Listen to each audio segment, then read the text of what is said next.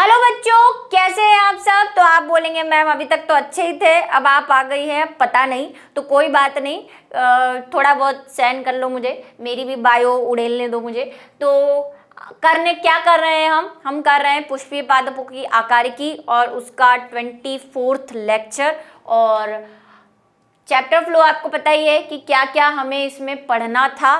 और आज जो हम पढ़ने वाले हैं वो पढ़ने वाले हैं बीज यानी कि सीड, और उसके बाद बीजों के प्रकार। ठीक है, दो छोटे छोटे टॉपिक्स हैं जो पढ़ेंगे, और उसके बाद हम बीज की संरचना भी पढ़ेंगे, क्योंकि बीज के प्रकार के साथ थोड़ी थोड़ी आज कवर हो जाएगी, थोड़ी हम नेक्स्ट लेक्चर में लेंगे।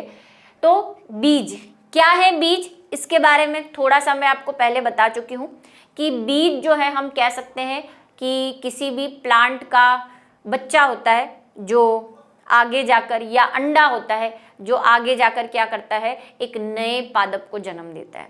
बीज बनता कहाँ से है, ये बात भी हमने देखी थी कि बीज जो है वो पुष्प में बीजांड से बनता है। अंडाशय तो फल में परिवर्तित हो जाता है, और उसके जो बीजांड होते हैं, ओव्यूल्स होते हैं, वो किस में परिवर्तित हो जाते हैं, बीज में परिवर्तित हो जाते हैं। ये थोड़ा बहुत डिस्कशन हम करके आए हुए हैं। निषेचन के पश्चात बीजांड यानी कि ओव्यूल एक विशेष संरचना बनाता है जिसे बीज कहते हैं। बीज में भ्रूण यानी कि एम्ब्रियो पाया जाता है, जो अंकुरण यानी कि जर्मिनेशन करके नए पौधे को जन्म देता है। बीजांड की ओर के आवरण सूख जाते हैं। ठीक है, क्या होता है जरा सुन लो। हमने बात की थी पहले कि क्या होता है बीजांड। मैंने आपको कहा था बीजांड कुछ ऐसी संरचना होती है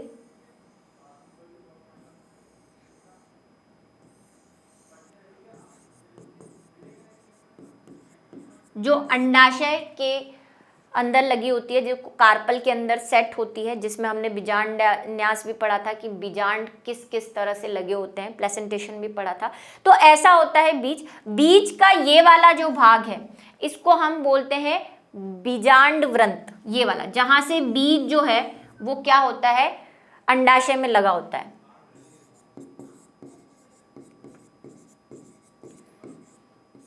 जिसको हम बोलते हैं फ्यूनिक्यूल या फ्यूनिकल। ठीक है, फ्यूनिकल होता है। बाहर की तरफ ये जो पूरा है, ये पूरा ही ओव्यूल है। ये जो आवरण है जो इसको कवर करके रखते हैं उसको बीजांड आवरण कहते हैं। इंग्लिश में इसको इंटेंग्यूमेंट कहते हैं। अब ये दो होते हैं, एक्सटर्नल इंटेंग्यूमेंट और इंटरनल इंटेंग्यूमेंट, या बाहरी और आंतरिक बीजांड आवरण।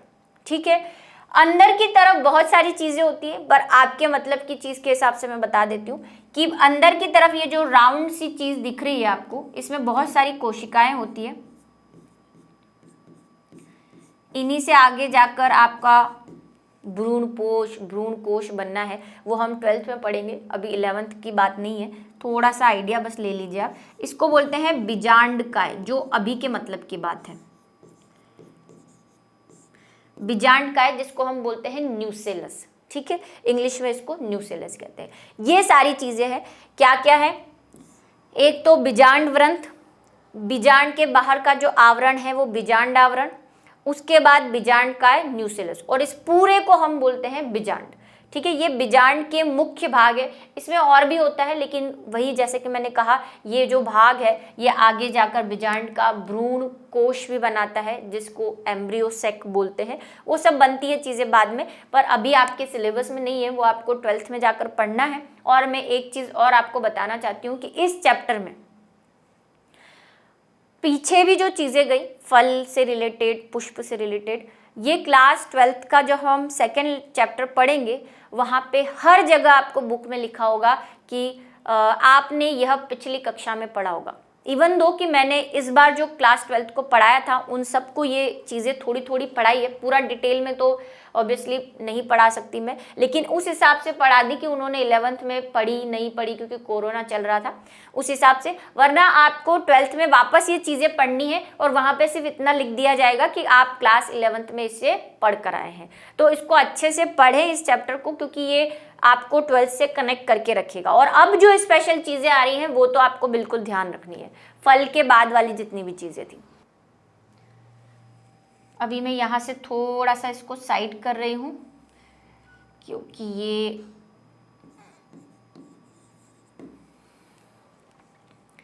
बाहरी आवरण सख्त व चपटा होकर बीज का बाहरी कवच का निर्माण करता है। ठीक है, क्या होगा, कैसे चेंज होगा कि ये जो बाहर के कवरिंग है, जो दो है, जो मैंने कहा बाहरी और आंतरिक होती है, ये क्या हो जाती है जब निषेचन हो जाता है, फर्टिलाइजेशन हो जाता है, मतलब नर व मादा युग्मक मिल जाते हैं। ये बात हम पहले कर चुके हैं कि इसमें निषेचन होगा और फिर बीज बाद में बनता है। ठीक है, तो निषेचन के होने के बाद जब ये बीज में परिवर्तित होने वाला होता है, तो बीजांड के जो ये दो आवरण है बाहर वाले, ये जो आवरण है, इसमें बाहरी वाला जो आवरण है वो सूख कर चपटा हो जाता है, पतला हो जाता है, जिसको बाहरी कवच कहते हैं। इंग्लिश में इसको बोलते हैं टेस्टा, बाहरी कवर को। ठीक है, बीज का जो बाहरी, बीज को, किसी भी बीज को आप खोलेंगे, चने का ही खोल लेना, मटर का ही खोल लेना, तो सबसे बाहर वाला आवरण होता है टेस्टा। ठीक है, अंतः आवरण यानी कि जो अंदर वाला आवरण है वो अंतः कवच बनाता है और इसको हम बोलते हैं टैगमेन। क्या बोलते हैं इसको? टैगमेन।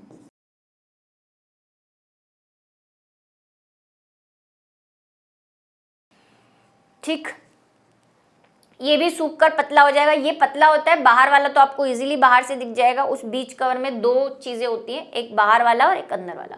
एक स्थान पर जहां बीज फल से जुड़ा रहता है, ठीक है, जब अंडाशय पूरा फल में परिवर्तित हो गया तो फल से जहां से बीज जुड़ा हुआ रहता है, बाहरी कवच पर एक चिन्ह के रूप में वृंतक होता है। ये वृंतक क्या है?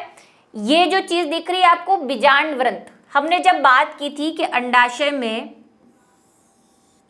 कार्पल होते हैं, अभी मैं एक ही कार्पल बना रही हूं क्योंकि हमें आपको बीजांड समझाना है। मान लो ये बीजांड है जो मैं बड़ा बना रही हूं, ये ऐसे लगा हुआ है, ये बीजांड वृंत है। ये बीजांड वृंत है जिससे बीजांड अंडाशय से जुड़ा हुआ है। ये अंडाशय है क्योंकि अंडाशय में ही क्या होता है? बीजांड होता है। ये बीजांड है और ये बीजांड वृंत है।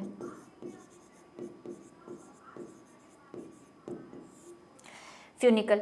अभी क्या है कि ये जो बीजांड वृंत है, ये क्या होगा? ये बीज बनेगा जब, तो बाहरी वाले कवच तो किस में परिवर्तित हो गए? टेस्टा और टैगमेन में। अब बीज जहां से, और अंडाशय किस में परिवर्तित हो गया? अंडाशय आगे जाके फल में परिवर्तित हो जाएगा। तो फल में बीज जहां से जुड़ा हुआ रहता है, उस हिस्से पर, बीज के उस हिस्से पर एक निशान होता है। ऐसा कोई भी बीज आप देखेंगे, चाहे चने का देखें, चाहे सोयाबीन का देखें, आपको वहां पे एक ऐसा चीज नजर आती है ना, एक गड्ढा सा नजर आता है जो आप खोल कर भी देख सकते हैं। आप मटर की फली में देखेंगे तो मटर का, जहां से मटर जुड़ी हुई रहती है फली से, उस जगह पे आपको एक निशान दिखेगा। इसी को हम क्या बोलते हैं? वृंतक। कई जगह इसको नाभिक भी बोला हुआ है। ठीक है, वृंतक। एक और संरचना होती है, एक और छोटा सा बिंदु भी दिखेगा, लेकिन वो जनरली आपको आंखों से नहीं देख पाएंगे, होता है। वो क्या होता है? वो होता है बीजांड द्वार। बस इसको आप याद कर लो। अब ये बीजांड द्वार क्या है मैं आपको बता रही हूं। बीजांड द्वार, माइक्रोपाइल, इंग्लिश में इसको क्या कहते हैं? माइक्रोपाइल। ये बीजांड आपको दिख रहा है, यहाँ पे मैंने थोड़ी सी जगह रख रखी है। ये जो जगह है मतलब इसका मुख है, मुख है मतलब दरवाजा है, तो हमने द्वार कह दिया। और क्योंकि बीजांड का द्वार है इसीलिए इसको क्या कह देते हैं? बीजांड द्वार। ये वाला जो हिस्सा है इसको बीजांड द्वार कहते हैं। ये भी बीज बनने के बाद आपको बीज के ऊपर दिखता है। दो चीजें दिखती है, एक तो जहां से जुड़ा हुआ है बीज वो, एक जहां पे आपका क्या है? माइक्रोपाइलर रहा होगा। ये माइक्रोपाइल जहां रहा होगा वो भी दिखता है। और हम बीज की संरचना पढ़ेंगे तब दो तीन चीजें और आपको बताएंगे। ठीक है, ये माइक्रोपाइलर एंड होता है और ये होता है निभागीय एंड, यानी कि चलेजल साइड होती है। ऐसे दो साइड भी होती है बीजांड में। ठीक है, पढ़ना है हमें इसको, 12th में भी पढ़ना है, अभी थोड़ा बहुत और पढ़ेंगे नेक्स्ट में। अब निषेचन हो गया तो उसके बाद, निषेचन के बाद अंडाशय तो फल में बदल गया और जो बीजांड है वो बीज में बदल गया। लेकिन मैंने यहाँ पे आपको एक टेबल बना दी है जिससे आपको लर्न करने में आसानी रहेगी कि कौन सी चीज़ क्या बनाती है। तो सबसे पहले यहाँ पे इस साइड पे जो चीज़ें लिखी हुई है वो लिखी हुई है निषेचन से पूर्व बीजांड, जो अभी हमने ड्रॉ किया। और निषेचन के बाद जब वो बीज में परिवर्तित हो जाएगा, बीज बन जाएगा, तब ये चीजें क्या बन जाएगी वो भी लिखा हुआ है। ठीक है, चलो सबसे पहले बात करते हैं बाहरी आवरण की। उसकी हम बात कर चुके हैं कि जो सबसे वाला बाहर वाला जो आवरण था वो किस में बदल जाएगा, बाहरी बीज चोल में बदल जाएगा, जिसको हम बोल रहे हैं टेस्टा। ठीक है, अब उसको बीज चोल बोल देंगे, अब आवरण नहीं बोलेंगे क्योंकि बीज का कवर है वो, बीज चोल। ठीक है, चोल का मतलब कवर। अंतःचोल जिसको इनर इंटेग्यूमेंट कहते हैं, ये बात हम कर चुके हैं। और ये किस में बदल जाएगा, अंतः बीज चोल यानी कि आपके टैगमेन में बदल जाएगा।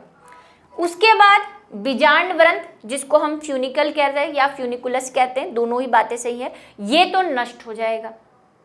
इसकी जगह क्या बन जाएगा, प्लेसेंटा बन जाएगा, जहां से बीज जुड़ा हुआ रहता है। बीजांड न्यास, बीजांड कोश, बीजांड कोश जिसको मैंने यहाँ पे बीजांड काय कहा था, न्यूसिलस, अगर आपको ध्यान हो, या मैं यही बना देती हूँ, थोड़ा सा आपको एक और बार ड्रॉ हो जाएगा। ये देखो,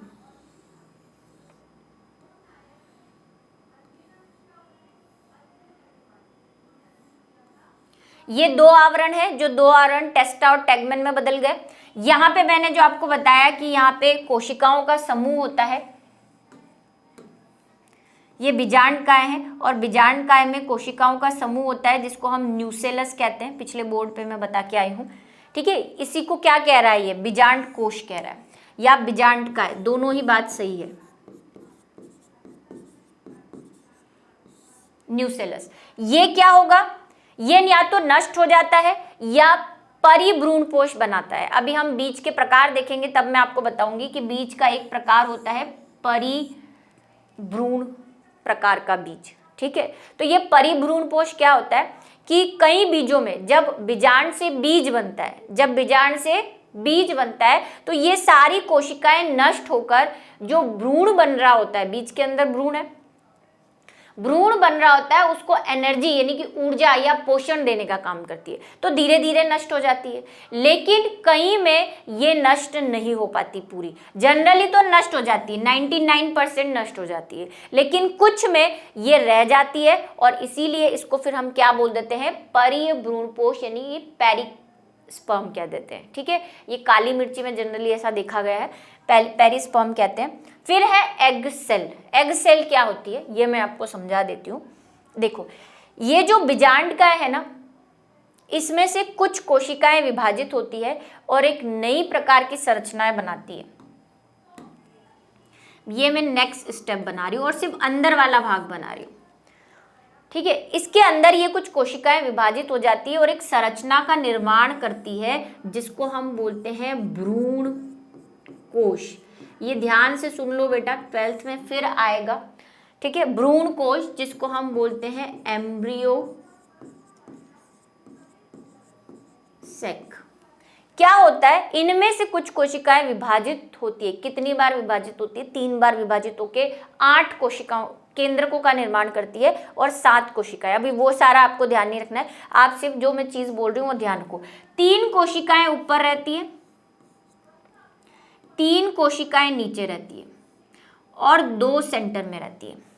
ऊपर वाली जो कोशिका है, मैंने आपको बोला बीजांड का ये भाग जो है वो निभाग कहलाता है, तो इसको निभागीय कोशिकाएं कह देते हैं ऊपर वाली। वैसे तो इनका नाम प्रतिव्यासांत कोशिकाएं हैं। ठीक है, हिंदी में, शुद्ध हिंदी में अगर आप सुनना चाहते हो, चलेजल सेल्स है।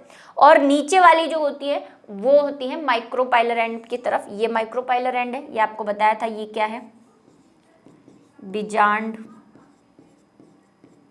द्वार।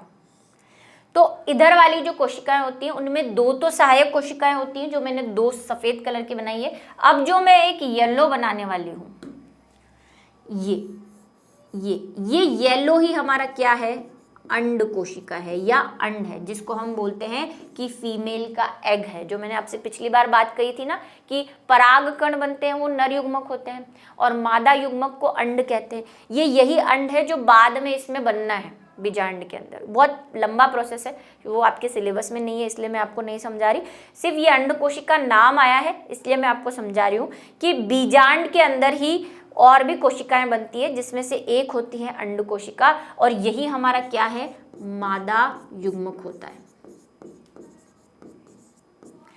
ये अंड कोशिका क्या बनाएगी, यही अंड कोशिका निषेचन के बाद, क्योंकि निषेचन के बाद की बात कर रहे हैं, हमारा एम्ब्रियो बनाएगी, यानी कि बीज के अंदर जो भ्रूण बनेगा और फिर उसी भ्रूण से नए पादप का विकास होगा। ठीक है, आपने बीज देखा है उगते हुए, अंकुरण करते हुए, उसमें से सफ़ेद सफ़ेद कलर के जो निकलते हैं, ऊपर की तरफ पत्तियां, नीचे की तरफ जड़ें बनेगी। तो बीज के अंदर भ्रूण होता है। ठीक है, सब एक के अंदर एक है। फल के अंदर बीज, बीज के अंदर भ्रूण और भ्रूण से नया पादप बनेगा। ठीक है, बीजों के प्रकार, बीजों के प्रकार को एक तो हम पोषण के आधार पर बांटते हैं या भ्रूण पोष के आधार पर बांटते हैं और एक हम बीज पत्रों के आधार पर बांटते हैं। तो पहला वाला पढ़ने वाले हैं हम भ्रूण कोश के। अब ये भ्रूण कोश क्या है मैं अभी समझा के आई हूँ। एम्ब्रियो सेक जिसको हमने बोला कि जो बीजांड है उसके अंदर विभाजन से जो कोशिकाएं बनेगी, 3 ऊपर 3 नीचे और 2 बीच में। ठीक है, तो वो जो है 7 कोशिकीय और 8 केंद्र की अवस्था होती है। वैसे वो भ्रूण कोश के आधार पर बीज 3 प्रकार के होते हैं। ठीक है, पहला भ्रूण पोषी बीज जिसको हम बोलते हैं एंडोस्पर्मिक। अभी मेरी बात और सुनो, ये भ्रूण कोश सिर्फ यही नहीं रुका रहता, ये भ्रूण कोश आगे जाकर भ्रूण पोष में बदलता है जिसको हम बोलते हैं एंडोस्पर्म। और ये एंडोस्पर्म, देखो इसके नाम में पोष आ रहा है, पोष से पोषण क्या प्रदान करता है, ये पोषण प्रदान करता है। किसको, जो भ्रूण बन रहा है बीज के अंदर उसको पोषण प्रदान, बीजांड काय भी करता है, न्यूसेलस भी करता है और ये भी करता है। ठीक है, अब ये भ्रूण पोष का होना या ना होना, इस बात के आधार पर बीजों को हमने 3 कैटेगरी में बांटा है।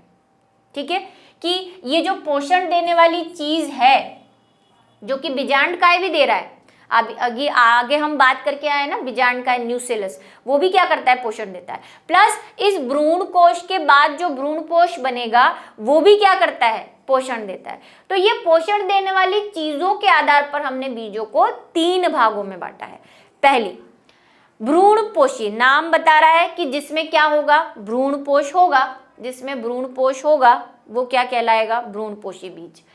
जब बीज में भ्रूण परिवर्धन के दौरान, यानी कि जब भ्रूण का डेवलपमेंट हो रहा है, भाई भ्रूण से आगे प्लांट बनना है ना, तो पहले मूलें निकलेंगी, यानी जड़ें निकलेगी, फिर तना पत्ती ऐसे निकलेगी। ठीक है, तो जब परिवर्धन हो रहा होता है दौरान भ्रूण पोष यानी कि वही एंडोस्पर्म का कुछ भाग बचा रहता है, तो ऐसे भ्रूण पोष युक्त बीज को भ्रूण पोषी बीज कहते हैं।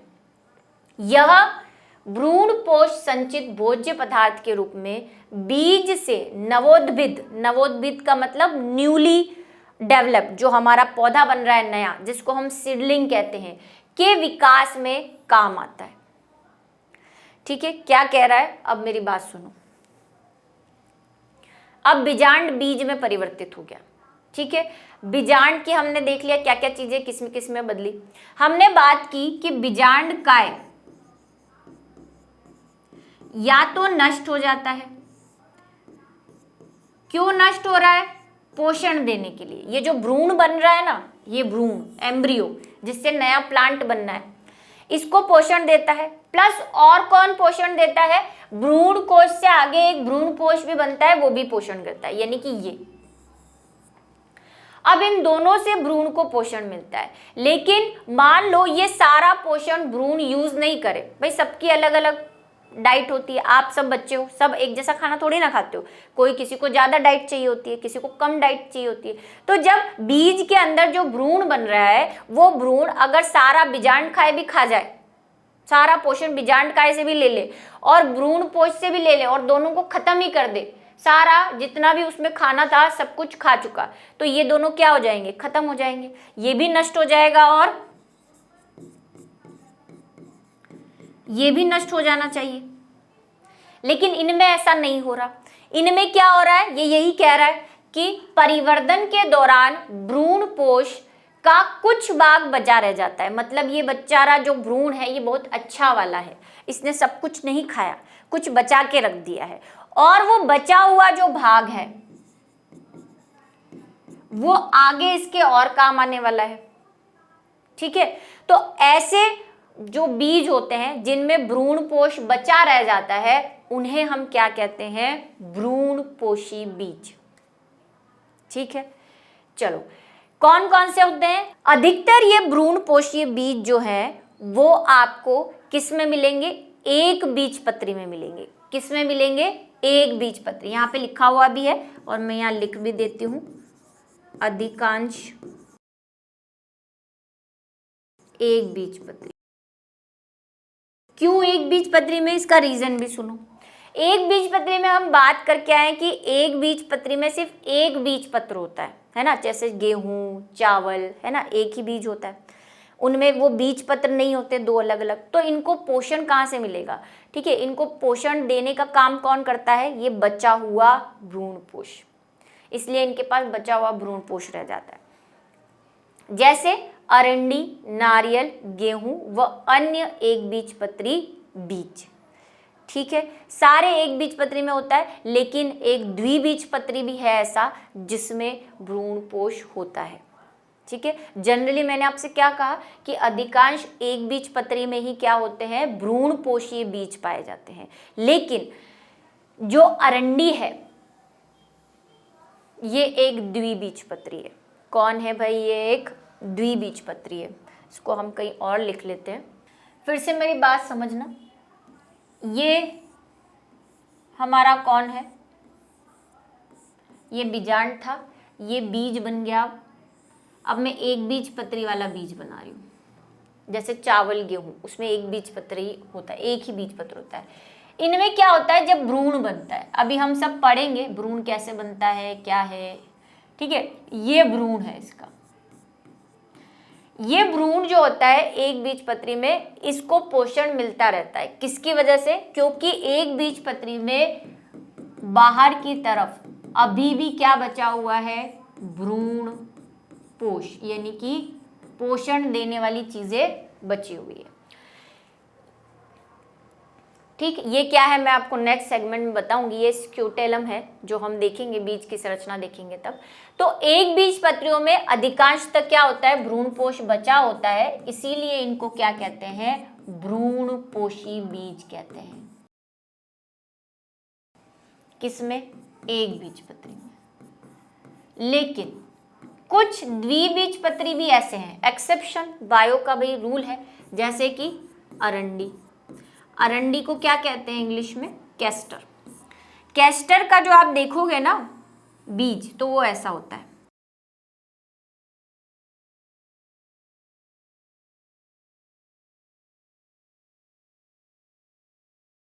ये क्या है, ये इसका भ्रूणपोष है। इसमें भी पूरा भ्रूणपोष खत्म नहीं हुआ, इसने बचा के रखा है, जबकि ये द्विबीजपत्री है। अब आप बोलोगे द्विबीजपत्री में क्यों जरूरत नहीं है भ्रूणपोष की, क्योंकि द्विबीजपत्री में हम बात करके आए हैं, द्विबीजपत्री किसको कहते हैं, जिसमें दो बीजपत्र होते हैं। ऐसे चना है ना, मटर है, इसमें आप बीज को खोलोगे तो आपको दो ऐसे कॉटिलेडन्स दिखते हैं जिसको हम बोलते हैं बीजपत्र। ये दोनों बीजपत्र है द्विबीजपत्री में। और भ्रूण कहाँ है, ये जो आप देख रहे हैं ना, ये व्हाइट भ्रूण है, इसको पढ़ेंगे हम, बीज की संरचना पढ़ेंगे। और इसमें भ्रूण कहाँ है, यहाँ है। अब देखो इनके पास क्या होते हैं, बीज पत्र होते हैं। इन बीज पत्र में भी खाना भरा हुआ रहता है, पोषण भरा हुआ रहता है, तो इनको फिर भ्रूणपोष की जरूरत नहीं रहती। इसीलिए अधिकांश द्विबीजपत्रों में भ्रूणपोष सारा खत्म हो जाता है। एक बीजपत्री में देखो भ्रूण ये है और इनमें बीजपत्र एक ही होता है और वो है ये बीजपत्र, देखो इतना सा पिद्दू सा, इसको ही इसी बीजपत्र को हम स्क्यूटेलम बोलते हैं। इसके बीजपत्र को बीजपत्र नहीं बोल के क्या बोल देते हैं, स्क्यूटेलम। बहुत ही पतला सा होता है। अब ये इसी में तो जान नहीं है, ये क्या भ्रूण को पोषण देगा। और इसके देखो बीजपत्र कैसे तगड़े तगड़े हैं, ये आराम से भ्रूण को कहते हैं लेखा लेखा, तो इनमें जरूरत नहीं होती। इसीलिए अधिकांशतः बीजपत्री कैसे होते हैं, भ्रूणपोषीय बीज होते हैं उनमें, क्योंकि उनको चाहिए, उनको बाहर से भी लेना पड़ता है, उनके पास एक्स्ट्रा मटेरियल होना चाहिए, तो इनके पास होता है। लेकिन एक्सेप्शन यानी कि अपवाद क्या है हमारा, ये अरंडी। इसके बीजपत्र देखो ऐसे नहीं है, इसके बीजपत्र अलग हैं, इसीलिए इसको क्या जरूरत पड़ती है, बाहर के खाने की जरूरत पड़ती है, और इसीलिए ये अपवाद है। ठीक है, अब हम बात करें अगर दूसरे प्रकार की, भाई एक भ्रूणपोषी हो गए जिनमें भ्रूणपोष सारा खत्म नहीं होता और बचा हुआ रहता है, ऐसे बीजों को हम क्या कहते हैं, भ्रूणपोषीय बीज। ये आप याद रखेंगे, ये द्विबीजपत्री होते हुए भी क्या है, भ्रूणपोषी है, जबकि अधिकांश एक बीजपत्री वाले ही क्या होते हैं, भ्रूणपोषी होते हैं। ठीक है, नेक्स्ट बात करते हैं अभ्रूणपोषी बीज की, यानी कि नॉन एंडोस्पर्मिक। इनमें क्या होगा, सामान्यतः द्विबीजपत्री पादप देखो के बीच में परिपक्वन क्रिया के दौरान संपूर्ण भ्रूणपोष समाप्त हो जाता है। ठीक है, इसमें क्या होगा, पूरा के पूरा भ्रूणपोष गायब, जब भी बीज बन रहा है उसी दौरान सारी कहानी खत्म। अतः ऐसे बीज अभ्रूणपोषी कहलाते हैं, क्योंकि इनके पास भ्रूणपोष है ही नहीं। और ऐसा जनरली किसमें होगा, द्विबीजपत्री में, क्योंकि इनको पता है आगे मेरे पास बीजपत्र आने वाला है और बीजपत्र मेरे को अपने आप क्या दे देगा, पोषण दे देगा। ठीक है, इस तरह से जो मैंने पहले भी बनाया, इनके पास क्या है भाई, बीजपत्र है, तो इसके भ्रूण को पता है कि भाई मेरे को तो पोषण मिलना ही मिलना है, तो ये क्या है, बचा के रखते ही नहीं है। उदाहरण आप देख लीजिए, चना, मटर, सेम, ये सभी द्विबीजपत्री, सबको खोल खोल के आप देख सकते हो। और एक वीडियो में मैंने अभी कल जो डाला था, कल या परसों, उसमें ट्रिक भी बताई है कि एक बीजपत्री कौन है और द्विबीजपत्री, तो ये तीनों ही द्विबीजपत्री है। ऐसे बीजों में बीजपत्र खाद्य संचित कर मोटे एवं मांसल हो जाते हैं। तो खाना देने का काम कौन कर रहा होता है, ये बीजपत्र, जिसको हम कॉटिलेडन्स भी कहते हैं। इनसे इनको भ्रूण को जो है वो पोषण मिलता रहता है, इसीलिए इनको इस भ्रूण पोष की आवश्यकता नहीं होती, खा जाते हैं पूरा। लेकिन इसमें भी आपको वही एक अपवाद याद रखना है। वहां पे हमने अपवाद क्या पढ़ा, वहां पे हमने अपवाद पढ़ा कि जनरली सारे एक बीजपत्री जो होते हैं वो भ्रूणपोषी होते हैं, लेकिन अरंडी जो कि एक द्विबीजपत्री है होते हुए भी कैसा है, भ्रूणपोषी है। ऐसे यहाँ पे सारे द्विबीजपत्री अभ्रूणपोषी होते हैं, लेकिन एक बीजपत्री ऐसा है, एक बीजपत्री ऐसा है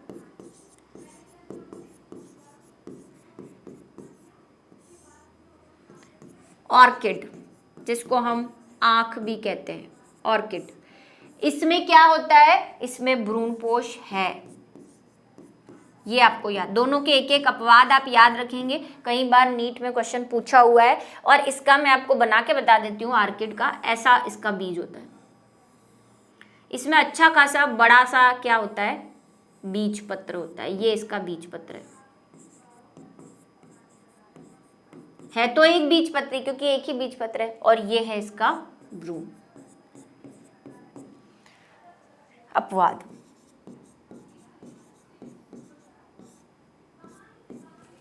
ठीक है, ये आप याद रखेंगे। बात समझ में आ गई आपको, फिर से एक बार रिवाइज कर दूं। भ्रूणपोषीय बीज ऐसे बीज जिनमें भ्रूण के परिवर्धन के दौरान सारा भ्रूणपोष नष्ट नहीं होता और बचा रह जाता है, उनको हम भ्रूणपोषीय बीज कहते हैं। ऐसे जनरली एक बीजपत्री होते हैं, क्योंकि उन्हें बाहर से क्या लेना पड़ता है, भोजन लेना पड़ता है।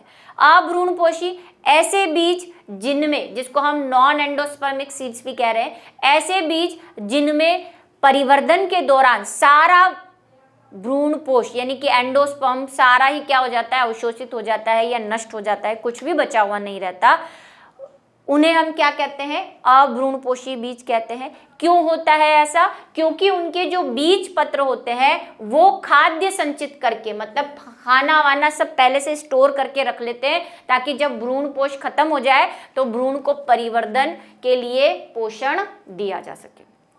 ठीक है, ऐसे जनरली सारे द्विबीजपत्री होते हैं, लेकिन एक अपवाद है कि एक बीजपत्री एक ऐसा देखा गया है जो कि भ्रूणपोष लिए हुए अभ्रूणपोषी होता है। ठीक है, अभ्रूणपोषी होता है। ऑर्किड में जो है वो कोई बाहर की तरफ आपको भ्रूणपोष नहीं मिलेगा, क्योंकि इसका बीज पत्र अच्छा खासा खाए पिए हुए रहता है। ठीक है, ये आपको अपवाद याद रखना है। अब है परिभ्रूणपोष, जो उस टेबल में भी आया था, मैंने आपसे कहा था मैं इसको समझाऊंगी। क्या है? एक तो भ्रूणपोष से पोषण मिलना है और एक बीजांडकाय से मिलना है, न्यूसेलस से। मैंने कहा बीजांडकाय 99% जो है वो क्या हो जाता है, हमेशा नष्ट हो जाता है पोषण दे दे के। लेकिन कुछ बीज ऐसे हैं जिनमें भ्रूण परिवर्धन के बाद भी वो बीजांडकाय यानी कि न्यूसेलस बना रहता है, इसीलिए ऐसे बीजों को हम बोलते हैं परिभ्रूणपोषी बीज यानी कि पेरिस्पर्मिक सीड्स। इस प्रकार के बीजों में बीजांडकाय यानी कि न्यूसेलस पतली झिल्ली के रूप में शेष रह जाता है, जिसे परिभ्रूणपोष यानी कि पेरिस्पर्म कहते हैं, तथा बीज परिभ्रूणपोषी बीज कहलाते हैं। उदाहरण इसका है काली मिर्ची, जो मैंने आपसे कहा था कि इसमें क्या रह जाता है, ये बीजांडकाय नष्ट नहीं होता। जनरली क्या हो जाता है, बीजांडकाय सब में नष्ट हो जाता है, लेकिन इसमें ऐसा नहीं होता, बल्कि एक झिल्ली के रूप में कवर कर लेता है बीज को और अंदर के भागों को। और काली मिर्ची तो सभी ने देखी है, इसका एग्जाम्पल है ये काली मिर्ची का बीज जो आप देख रहे हैं यहाँ पे, ये परिभ्रूणपोषीय है। ठीक है, बीज पत्रों की उपस्थिति के आधार पर, ये तो आपको पहले से ही पता है भाई, इसमें तो कोई दो राय नहीं है कि बीज पत्र जिसको हम क्या बोलते हैं, कॉटिलेडन्स,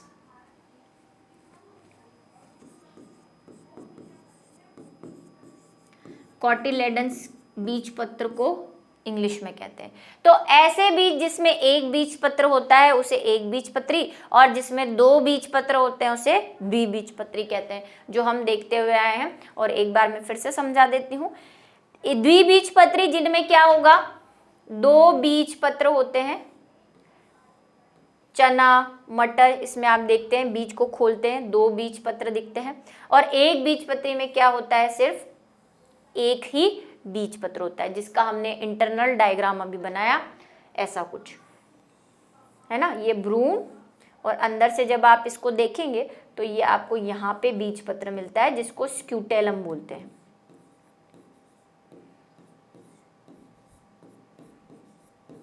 स्क्यूटेलम, इसको क्या कहते हैं, स्क्यूटेलम कहते हैं, और इसीलिए फिर इनको जरूरत पड़ती है भ्रूणपोष की।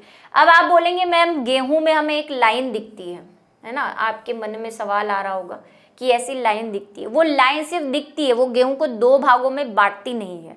ठीक है, चावल, गेहूं सब कैसे हैं, एक बीजपत्री है।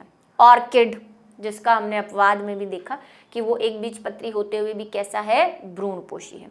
बात को रट लो पूरी तरह से, एक बीजपत्री होगा तो भ्रूणपोषी होगा, द्विबीजपत्री होगा तो अभ्रूणपोषी होगा।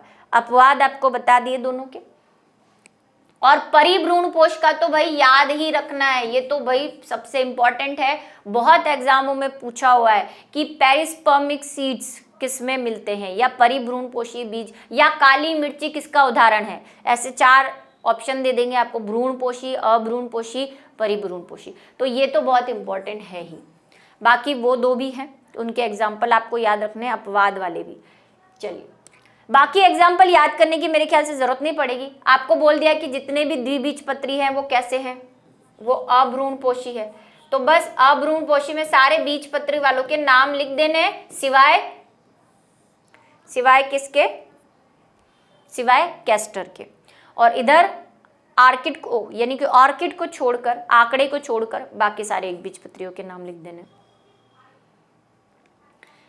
ठीक है, तो अब जो है आपको समझ आ गया होगा क्या कहानी हमने पढ़ी। एक दो बार थोड़ा सा ध्यान से सुनना तो आपको और समझ में आ जाएगा, क्योंकि मुझे पता है कि बहुत कुछ आपके ऊपर से गया ही होगा। एक दो बार सुनोगे तो आराम से समझ में आ जाएगा क्या चीज़ है ये। और मिलेंगे अगले सेगमेंट में हम बीज की संरचना के। हालांकि कुछ चीज़ें हमने अभी डिस्कस कर ही ली है, लेकिन एक बार थोड़ा सा उसको एक बोर्ड पे ले आएंगे कि कैसा होता है बीज, क्या होता है बीज के अंदर। और एक बीजपत्री और द्विबीजपत्री दोनों के बीज की संरचना एक बार फिर से देखेंगे।